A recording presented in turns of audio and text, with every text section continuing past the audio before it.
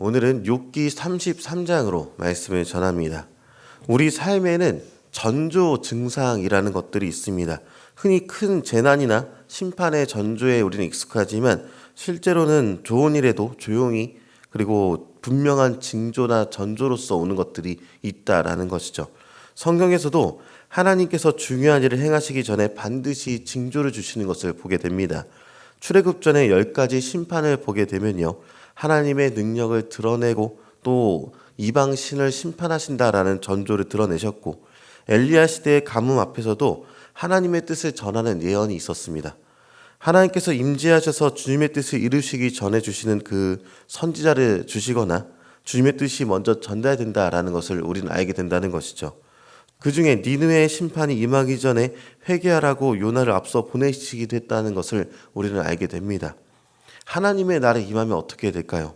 심판과 공의가 선포가 되는 것이고요. 그리고 하나님의 긍휼하심을 입은 자들이 살아나는 것이 일어나게 되는 사건들일 것입니다. 또 우리가 잘 아는 세례 요한을 보면 알 수 있는 것 중에 하나가 예수님의 오심을 앞두고 세례 요한이 먼저 외칩니다. 회개하라, 천국이 가까이 왔느니라 라는 것이죠.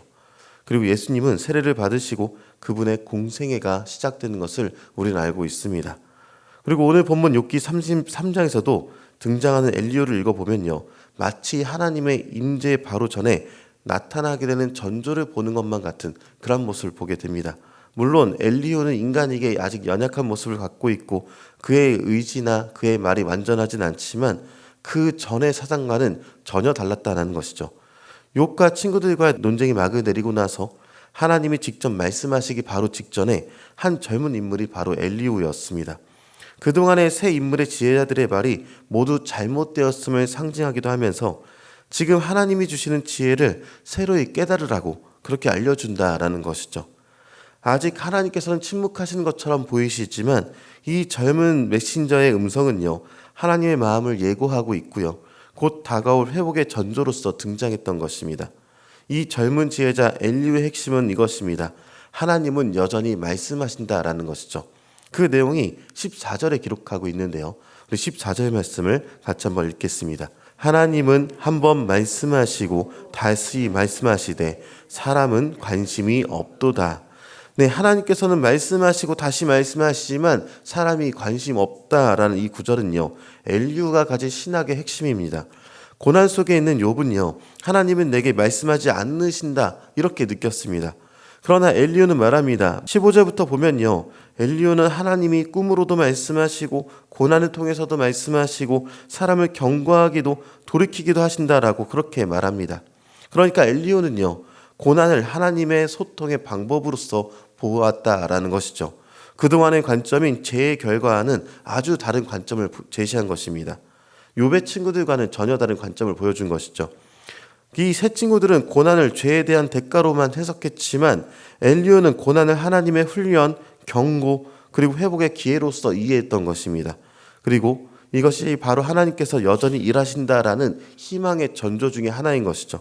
그리고 중요한 것이 있습니다. 엘리후는 욥에 대해서 변론하지 않고 중보해 왔다는 사실입니다. 23절과 24절을 보면 그 내용이 확실하게 나타나게 되는데요, 엘리후는요, 욥을 직접 정죄하지 않았습니다. 오히려 그는 중보자의 존재를 언급하고 있었다는 것이죠. 천사 곧 한 중재자가 와서 사람의 정당함을 보일 것인데 하나님이 은혜를 베푸실 것이고 그를 구원할 것입니다 라고 얘기하는 것이죠.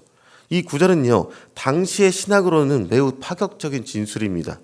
그는 인간이 하나님과 직접 대결할 수 없음을 인식하고 있었던 것이고요, 누군가가 사람과 하나님 사이를 잇는 중보자가 필요하다는 것을 분명히 봤다는 것입니다. 그리고 이 중보자 덕분에 하나님의 은혜가 가능하다라고 말을 하는 것이죠. 우리는 이 말씀에서 장차 오실 메시아이신 예수 그리스도의 그림자를 보게 된다는 것입니다. 엘리후는 이름도 직분도 애매한 인물이지만 그는 회복을 말하고 있었고 중보의 가능성을 선포하는 음성으로서 먼저 전달했던 것입니다. 젊기에 당시의 지혜자들에게 있어서는 그렇게 영향력이 있는 사람은 아닐 수도 있습니다. 그러나 이 영향력이 약한 자의 메시지는요, 욥의 탄식과 그 세 지혜자의 정죄 사이에서 그는 희망을 나타내주고 있었다는 것이죠. 하나님은 진짜 침묵하지 않으시며 회복의 길을 예비하고 계시다는 사실을 조용히 알렸던 것입니다. 엘리후를 보면요, 마치 욥기를 보다 보면 세례 요한이 욥기에 나타난 것은 아닌가라고 느껴질 정도로 그런 역할들을 수행해 왔습니다. 그는 하나님이 등장하시기 바로 직전에 나타나서 인간의 잘못된 해석을 고치고 하나님의 성품을 바로 설명했던 그런 모습을 보이는 것이죠. 세례 요한도 그랬습니다. 예수님이 직접 오시기 전 요한이 외쳤습니다. 나는 광야에 외치는 자의 소리라라고요. 너희는 주의 길을 예비하라라고 외쳤다는 것이죠. 그리고 그의 등장은 하나님의 나라가 시작되었다는 좋은 전조였던 것입니다. 요한은 자신이 그리스도가 아니다라고 분명히 말하지만 사람들에게 회개의 물결을 일으켜내었고 하나님의 아들을 소개하는 역할을 담당했던 것입니다. 엘리후도 마찬가지 역할들을 했습니다. 그는 하나님이 아니지만 하나님을 준비한 자로서 욥과 하나님 사이에 중보자가 계시다는 것을 설명하면서 위로를 구하는 자였다는 것이죠. 그리고 우리에게 묻습니다.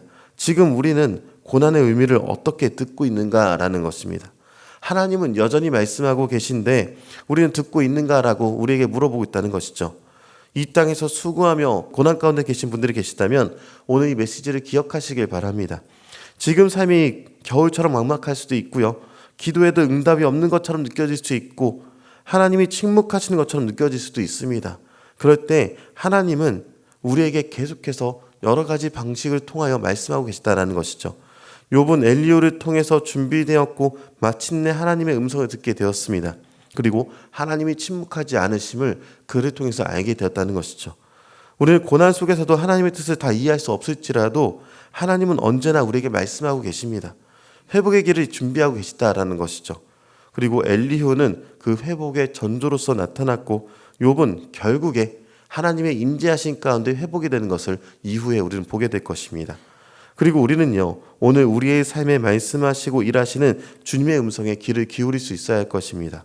고난 중에도 하나님을 신뢰하고 하나님의 징계 속에 담긴 사랑을 기억하고 또 예수 그리스도 안에서 우리에게 주어질 은혜의 회복을 붙들기로 결단하시길 바랍니다. 주님의 응답이 반드시 이루어짐을 믿으면서 오늘을 승리하시는 저와 여러분이 되시기를 주님의 이름으로 축원드립니다.